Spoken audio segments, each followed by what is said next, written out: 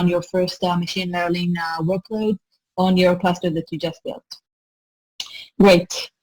Feel free to ask any kind of questions that you might have during the sessions, and I'll try to answer them as quickly as I can. So let's start with what is Kubernetes. So Google say that Kubernetes is an open source system for automating deployment, scaling, and management of containerized applications. Basically, it means a platform that runs, a platform that runs on a cluster of machines, which manages and orchestrates containers using a unified interface. Basically, it means that you have one Kubernetes that can rule all your machines inside the cluster. You can bring on any kind of machine from any kind of different providers. It could be a hybrid provider, it could be AWS provider, it could be Google provider, it could be your own bare metal provider, and so on. Let's go over on what does Kubernetes really do. First of all, we provide a runtime environment for all your Docker containers.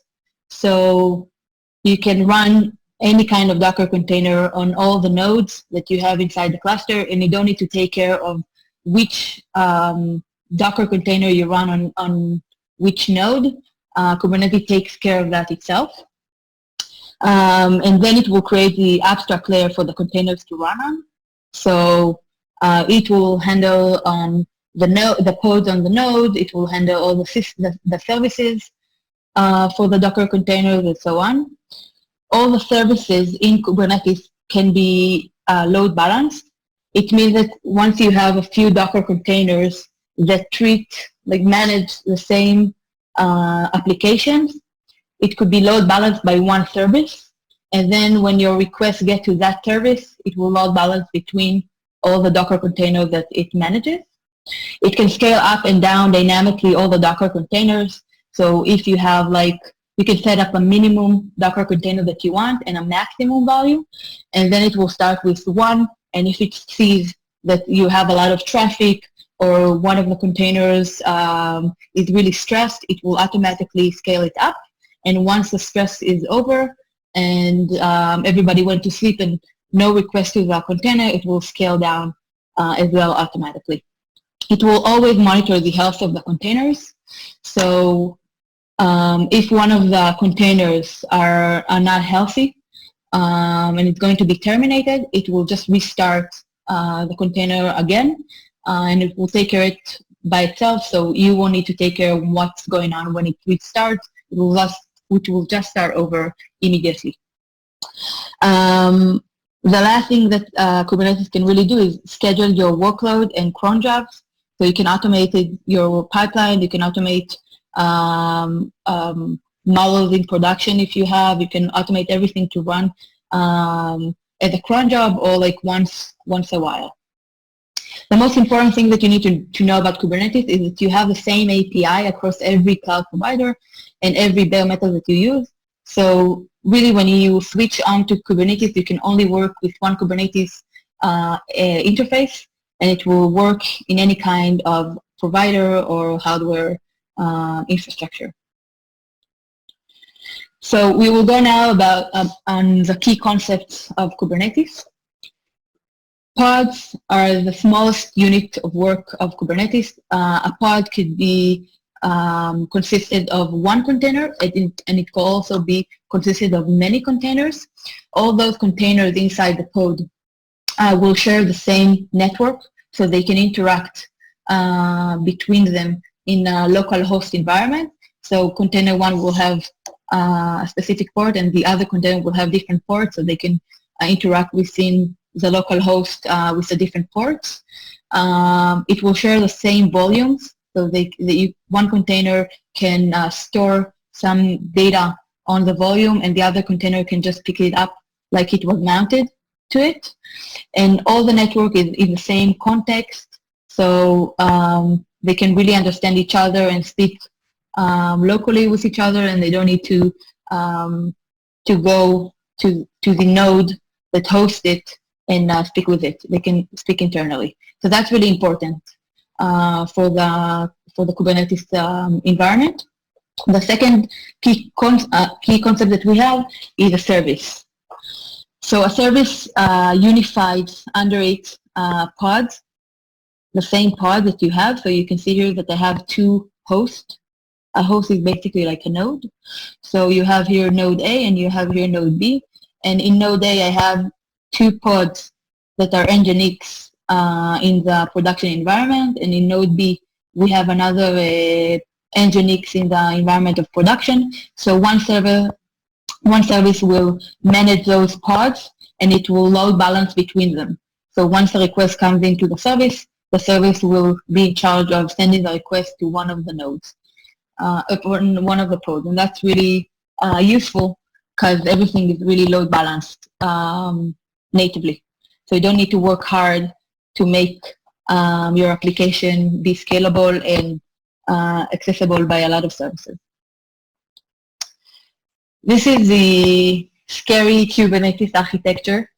We will go and I will explain in short about each element in the cluster. So you will get a better understanding of how the Kubernetes architecture works. So first of all, we have the control panel. It's like the manager of the Kubernetes.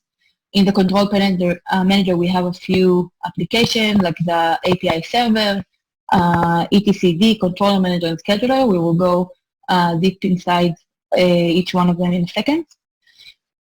And for the cluster itself, you have the node. So you can have many kind of nodes. You can have a GPU node. You can have only CPU nodes. You can have also nodes that can contain the infrastructure for a Spark cluster. You can really connect any kind of resources to your cluster. Basically, at the end, the user speaks with the load balancer that interacts with the nodes, and the nodes themselves interact with the control panel to manage the pod, manage the node, manage the network. Great. So the control panel. We have, first of all, we have the API server.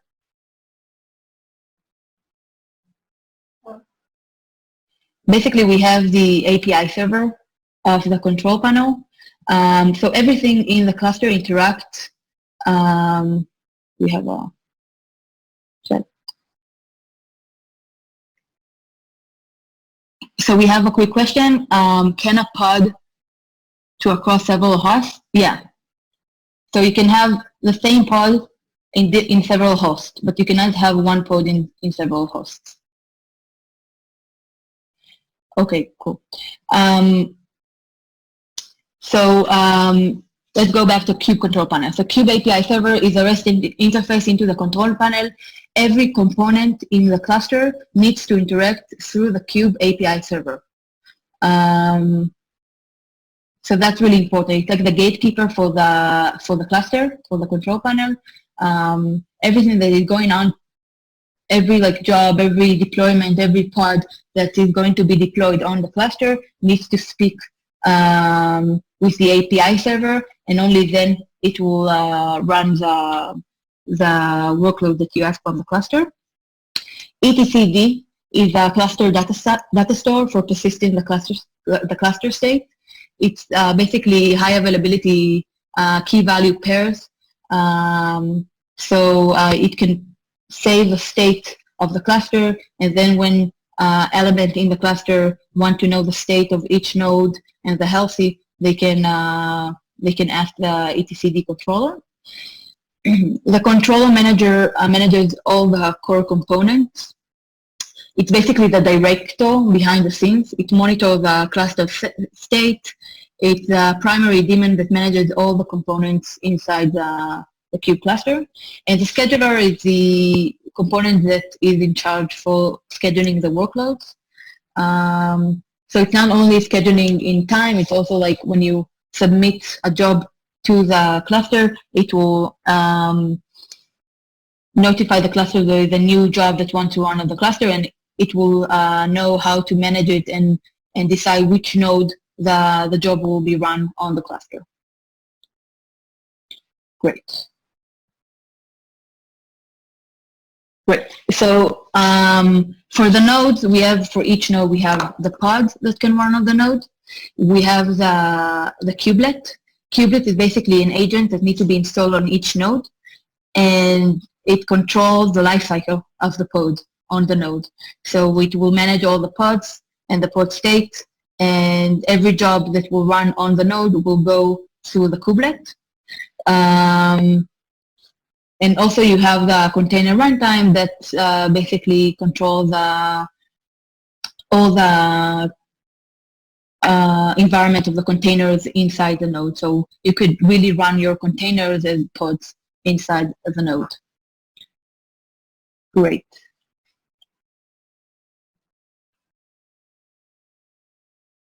So we have a question. Someone asked, what is a node here? So a node could be like a machine that you want to connect to the cluster. It could be your DGX machine. It could be your AWS M4 for extra loud machine. Basically, any kind of resource that you want to connect to your cluster could be described as a node.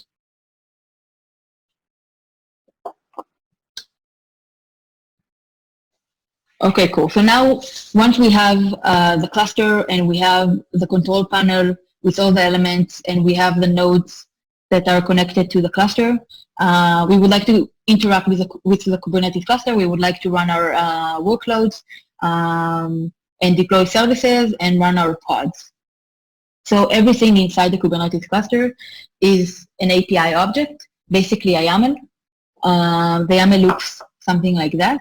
You have for each YAML, you have API version, you have the kind of the YAML, so it could be a pod, it could be a service, it could be a deployment, really any element that you can submit to the cluster, and the metadata. So you need the name and the namespace that you wanna run on. So you can have, in each cluster, you can have many namespaces, and namespaces are basically the logic unit that unifies your pods and services and deployment in every job or application that you want to submit on the cluster.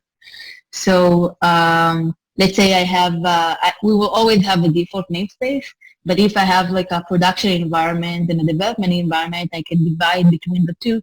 So each element that's running the production environment won't run on the development environment. So we can divide them using namespaces. And the UID will be generated automatically once you submit the API object, the YAML. You can interact with the Kubernetes cluster using the kube control. That's like a Kubernetes CLI agent that you can install, and then you can submit your YAML, your objects to the cluster. We have another question. Oh, let us know if you cannot hear us, and we will try to get a better audio for it. Okay, so now that we know what Kubernetes is, what the key concept of the Kubernetes and the architecture of the Kubernetes, we can run our first workload. So basically, if you want to run your workload on Kubernetes, you obviously need a Kubernetes cluster. Once you have your Kubernetes cluster built and ready, you will need to take the kubeconfig of the cluster. The kubeconfig is basically a YAML file that I'll show you in a minute how it looks. It basically has all the information on how to interact with the cluster. So it's like username and password for the cluster. So once you have the kubeconfig, you can really submit your jobs and so on. We will create a pod YAML for running our train workload. And once the train will be done, we will upload the artifact to S3 buckets directly, so we can save our artifacts that come from the Kubernetes cluster. So if we want to build our Kubernetes cluster, there are a lot of methods today on how it's best to build your Kubernetes cluster. We have basically two types of clusters that you can build. You can use a cloud provider. So Google have their own Google Kubernetes engine. Obviously, they build Kubernetes, so they will have a service that manages and automated the Kubernetes cluster. Amazon as well and Azure has their own Kubernetes managed services. Amazon it's called EKS and Azure called AKS. The advantage of using managed services like those is that you don't need to manage the control plane. You don't need to manage the master, the mind behind the Kubernetes cluster. Those services will manage it for you. The disadvantage of that is once you want to be a bit more sophisticated, and if you have like a bit more complicated use case, like if you want to use your own images, Docker images that will be burned on the nodes, or if you have any kind of specific requirements that you need on specific nodes, you won't be able to use with the cloud providers. So that's why you have the self-deployment and managed services. We have COPS that works with AWS, and it's a beta stage for Google. We have Kubeadmin that I call KubeAdam. We have Minikube for deployment, a local Kubernetes cluster. So if you want to try different use cases on your computer, you can use Minikube. And we also have KubeSpray. The deployment with those services are a bit more complicated because you really need to understand all the networking and the services and the deployments that you need to take care of the control panel. But once you do it for the first time, it will be very easy on the next time and the time to come after that. Great. So let's show you how to do it.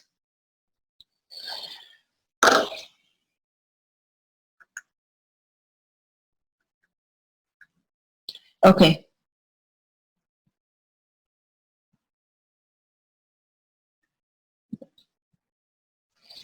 Okay, great.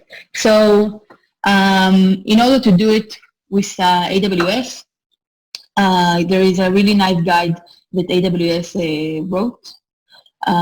It takes a bit of time, so we will go over it very quickly. So we will save time here, but I will explain in general how to do it.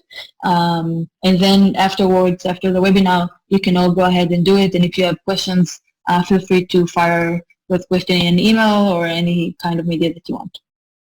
So we will use the EKS managed service. First, we will need to create a role for the EKS, basically a role to give the EKS permissions to create a cluster on Kubernetes. That's very, very simple. You will go to your IAM managed service. You will create a new role. You go here to the roles, and then you will create the role. You will say here, I want for EKS. Next. All the policies that you need, creating the cluster and managing the cluster. And you give it a name, and that's it. You have your role ready to be used. Next thing, we will need to create a unique environment for the Amazon EKS. If you have your own VPC security group and subnets on AWS, you can skip that stage. If you don't need to really understand what's going on here. You basically create a virtual private cloud for your cluster, so it will have its own network namespace.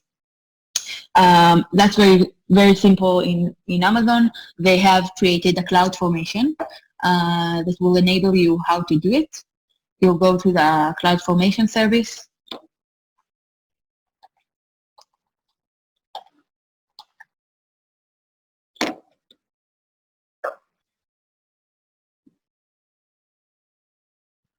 And then you create a stack. You see I created my first stack here yesterday. What it did, it basically created all those resources. So it created VPC, and then it created a subnet of network inside the VPC, and then it created a security group so we can use inside the cluster. So that's very simple. You just go to create stack. You ask the Amazon S3 URL. You will copy it here. You will paste it here, and next, and that's it. You just click next, give it a name.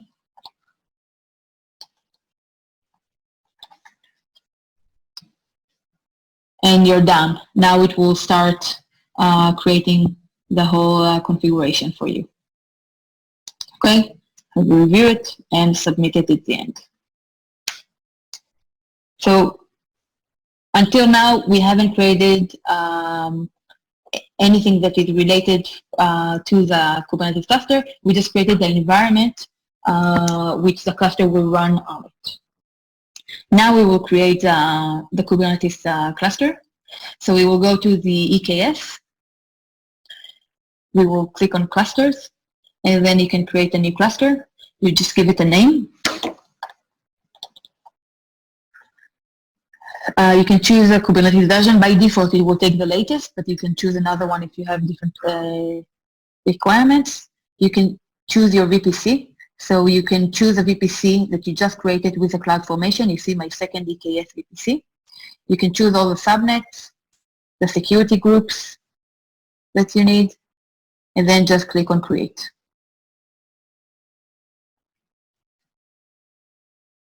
The role that we just created, the EKS role, and Create. So the thing about Amazon that it takes a lot of time. Yeah, that's the security group. Okay, so the thing about EKS that it takes a lot of time from creating status to active status. It takes about 20 minutes. So don't worry if like you refresh the page and it doesn't come as an active. I'm not sure why that's how they do it, but that's how they do it. Okay, so now we have the EKS. Basically, it means that we created the control panel. Okay, we didn't do much. Amazon will now go behind the scenes and will create the control panel for us, and we will be in charge on only creating the nodes, and then connect the nodes to the EKS cluster. Okay, once this cluster is active, I'll go to my active cluster, so we don't need to wait. Once my workshop cluster is active, I can take the kubeconfig from the cluster, okay? And then I can really interact with the cluster. Like I said before, kubeconfig is like the username and password for the cluster. I have to have that file in order to submit jobs inside Kubernetes, okay? So we can take the kubeconfig from here, but Amazon really likes when we use their AWS CLI. So I have here my AWS CLI. It's a Docker that we prepared that basically has Kube client and AWS CLI. So we will share the Docker with you later, so you don't need to take care of all the requirements for the Docker. And I will just I will copy it, and I'll get my kubeconfig. The name of my cluster is taken from here.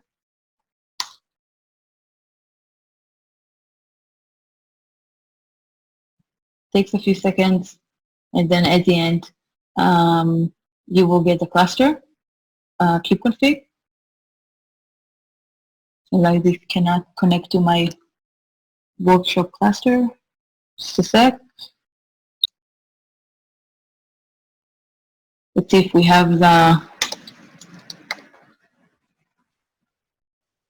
Okay, so we do have it was already installed, probably some error from AWS. Oh, I didn't write the region.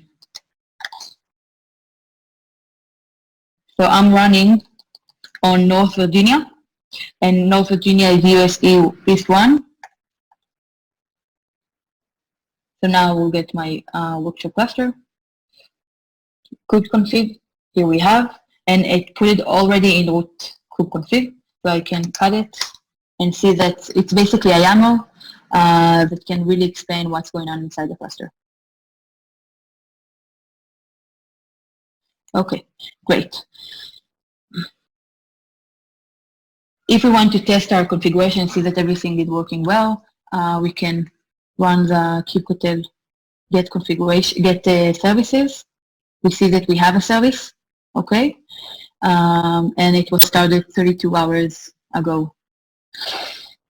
Okay, so now we know that we have the Kube manager up and running. We know how to interact with it. And the last thing that we need to do is basically create a node that we want to connect to the cluster. So we can run our pods and we can run our train workloads for the machine learning project that we are working on. So again, here, we won't work hard. Amazon has provided us with CloudFormation templates that we can just copy here. We will go again to the CloudFormation. We'll create another stack. We'll put the URL here. We'll give it a name, so it could be my second nodes. The cluster name that we have, so my workshop cluster.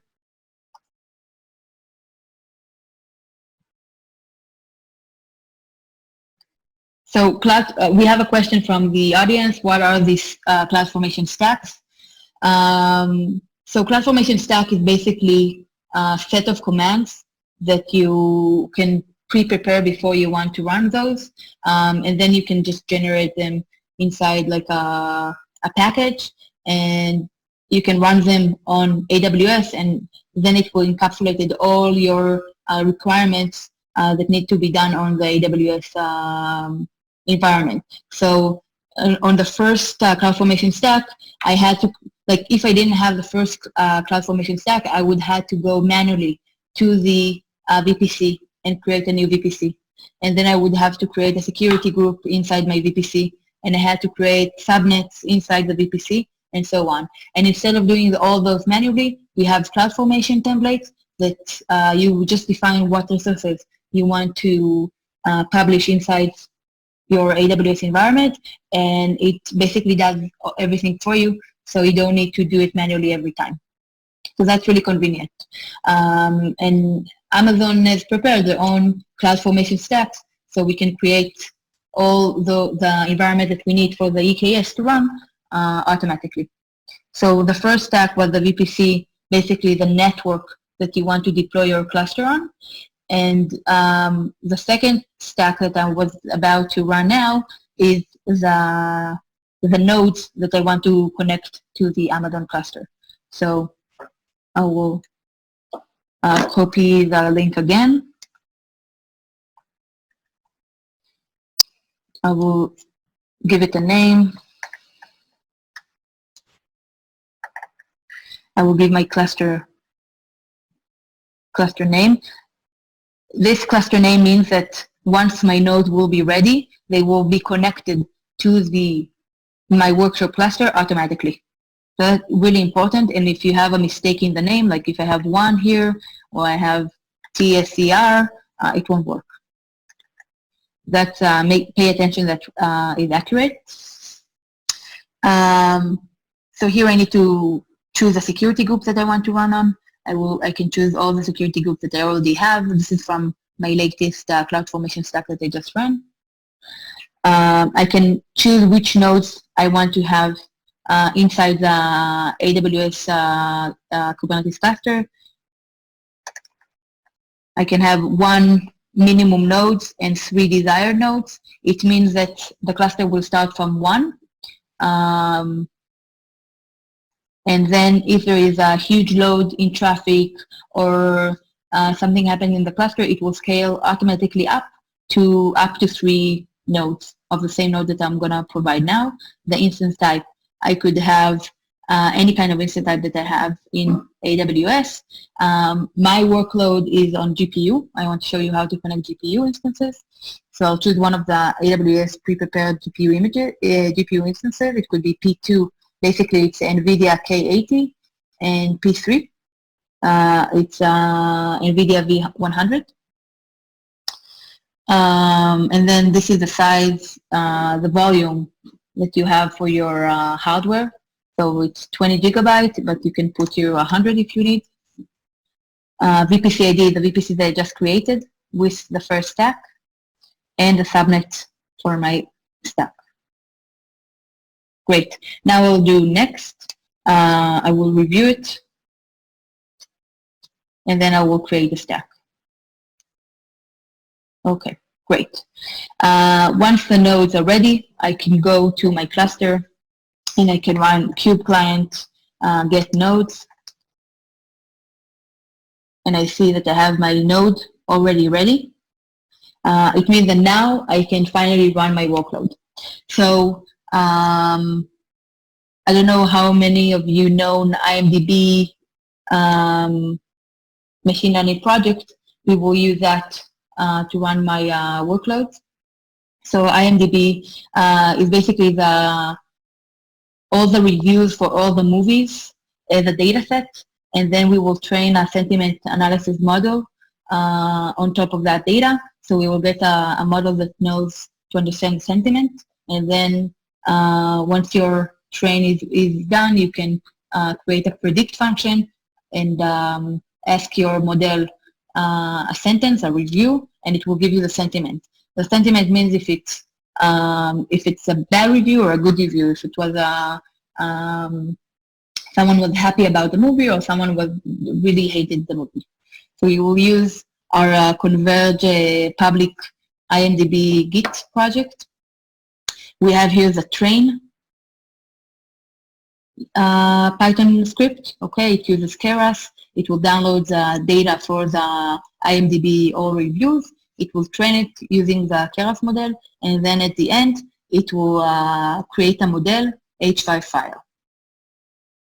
Okay, great. So how basically we can run our workload? We talked about pods. So we will create a pod. We will create a YAML that defines the pod. My YAML, like I said before, my YAML has to have the API version. So I have v1, the kind. So we are going to do pod. We could also do deployment or service or anything else.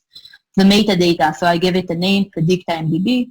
Namespace will be default because I don't have any kind of other namespaces. Here I will tell the cluster what the Docker image that he will use to run the containers. So I will just use a public TensorFlow latest GPU development, very small image that you can run your TensorFlow and Keras workloads. Image pool policy, it means that if the image does not present on the node, what should you do? You could just terminate the pod, or you can try to pull it from Docker Hub or any other Docker registries. And then once it's pulled, you can run your pod. And in the args, I will tell the pod what to do. So I will first clone my IMDb deploy Git project. I will cd into the folder. I will install my requirements. I will run my train, and then I will upload my my output model to the S3 bucket that I have. Great. Let's see how does it work. I just need to do kube control, apply -f, train YAML, and that's it. Now I have my pod created. I can do kube control get pods. I will see my running pod 6 seconds. I can go to the logs. kubectl logs -f means that I want to get it live. I want to watch it live. And the pod name, the predict IMDb. Okay, that's the logs for my train. So as you can see now, go to top of the logs. You clone the IMDb deploy. It now installs the requirements text file. It installs the Keras and NumPy version that we need. And then it will run your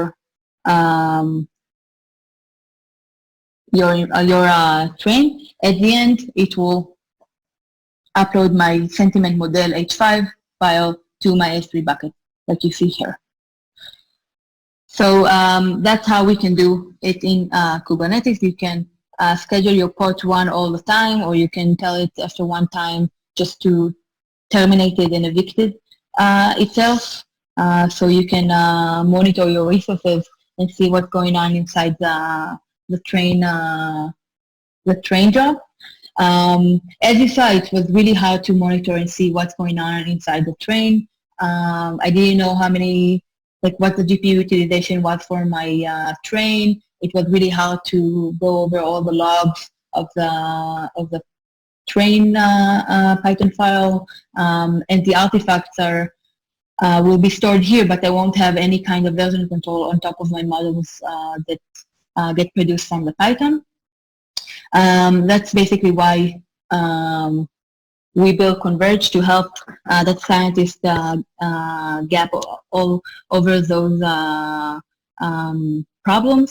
So when you connect your Kubernetes cluster to Converge, Converge takes care of all the post deployment and network orchestration. You don't need to take care of that. You just need to have your kubeconfig connected to Converge, and Converge will be able to run any kind of workload on top of your cluster.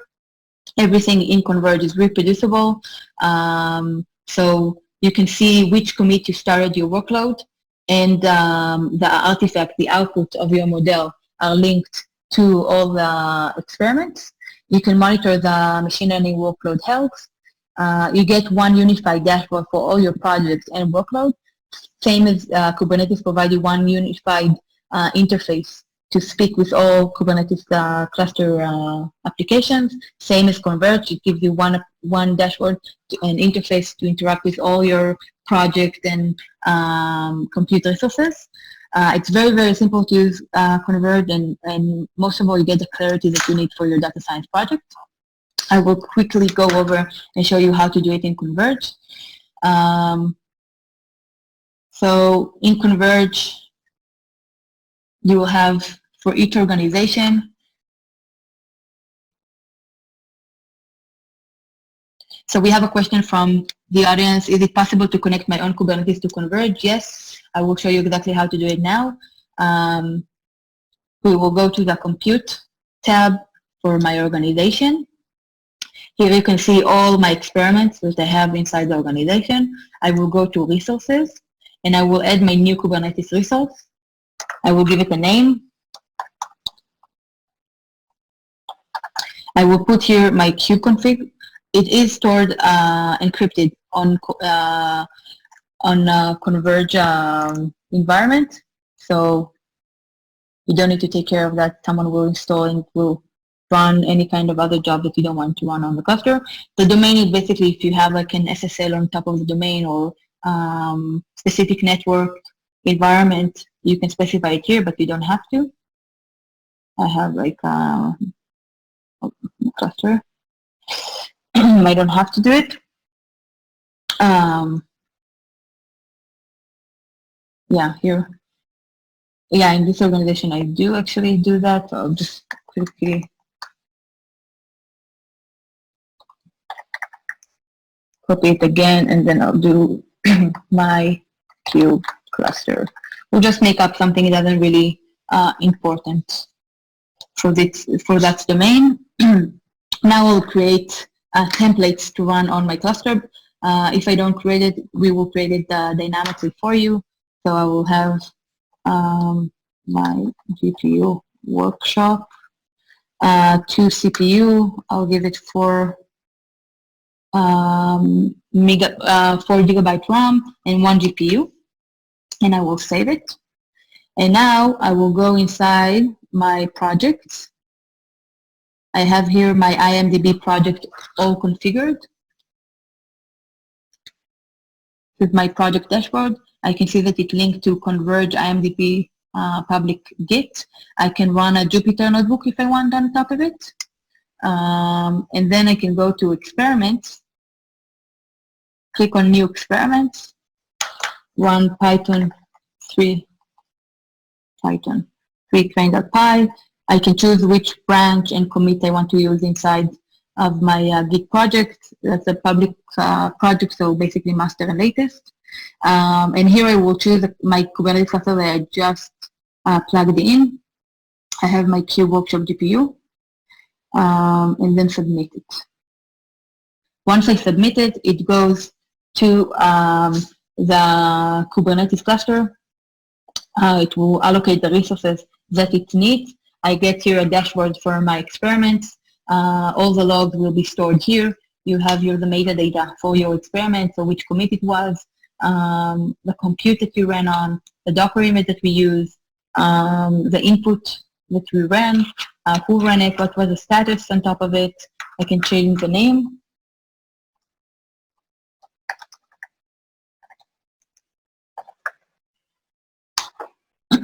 And now it will launch a container, download my Git project from the Git public environment. It will find that we have the requirements text file inside the project.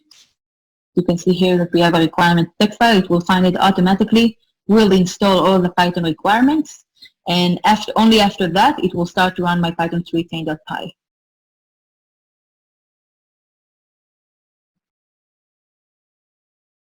Yeah, so someone asked if it's possible to track model-specific metadata in metrics. So you can track for each experiment all the metadata that you run on. So here you have your metadata, and you can run specific metrics on top of your experiment. So you can use tags and charts for each experiment. You will see them here in a minute coming up. You see that we have the train, all the epochs that will start to run soon. Here we have epoch 4. And here you see the charts. So we have chart for the accuracy. We have chart for loss. So we see that loss really goes down. And you can also customize all the charts and tags. So that's really convenient to monitor your jobs on the cluster, on any project that you have. And in a few minutes, you will also see the metric for the CPU, memory, network, GPU memory, and GPU utilization. At the end of the experiment, you will see under the artifact the same file that we have here in S3, but just version control, so you know that which experiment you ran and what artifact and which model you got. So then you can compare between the different experiments, between the different models. So someone asked that if I run a lot of experiments, is it possible to compare between them? That's a really good question. Of course, you can compare between them. If we go back to my experiment table, I can click on my experiments and then actions compare, and I will get one unified dashboard for all my experiments to really see the differences between all the experiments, the status, the commits that will be here in a few seconds, the input, and so on. If we go back to my cluster, the experiment, we see that it was successful. It was really fast, 1 minute. We got the commit. So the commit will be handle the artifact. And now basically I can take the artifact that I just got. I will go to endpoints, and I can create a service, SSL secured service out of it.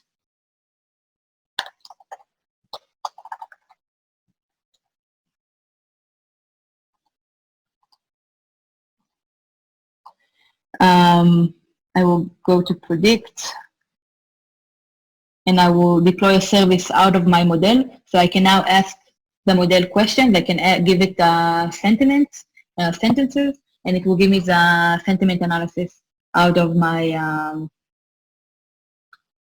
my model. Great. So in the meantime, let's summarize.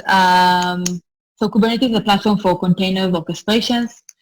We went over all the key concepts of Kubernetes, what's pods and what services. We went over all the architecture of the Kubernetes. We saw what's inside the control plane, what we need to take care of when we create a control plane, if a cloud provider does it or we take care of it, how to connect nodes and what services are needed for each node. We saw how to install our Kubernetes cluster on AWS. We created a pod YAML to run all of our workloads, and we saw how to manage, monitor, and automate your workloads using Converge. You will see here that in the meantime, it created a cluster it's downloaded my project. It will again download my Python requirement, and in a few seconds I will get an endpoint, a necessary endpoint that I can just ask questions of my model and receive answers.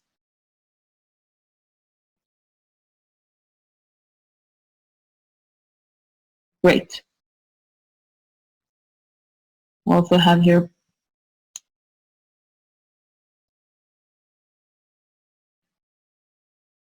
here's my my model that's already live, so I can ask any kind of questions.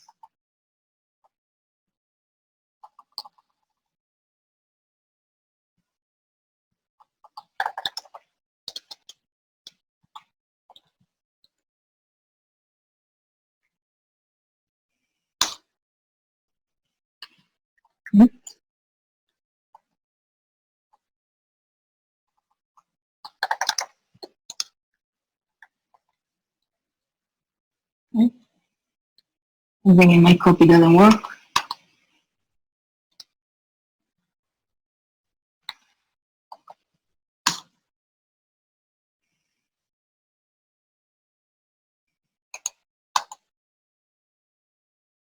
Okay, never mind. We'll see it later.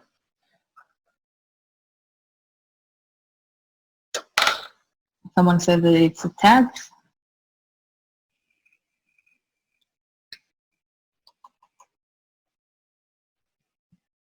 So someone asked, I might have missed it, but you set up your node CPU, GPU characteristics on AWS, and you need to reset them again on Converge dashboard. Does this mean that this? No, it's not. In AWS, we just connected the nodes in the cluster, and in Converge, we just provided like a predefined resource that you want to run on top of your node. So if you don't provide a resource, Kubernetes can take up all your resources on your nodes, and then you will only be able to run only one pod. So you want to tell your Kubernetes, I know that I have 8 CPUs and 32 gigabyte RAM of memory, but for this workload, I only need 2 CPUs and 4 gigabyte RAM. So that's why in Converge, you can specify the specific requirements that you need for your jobs. So Kubernetes will know how to only provide those resources to your jobs. So it won't take up everything.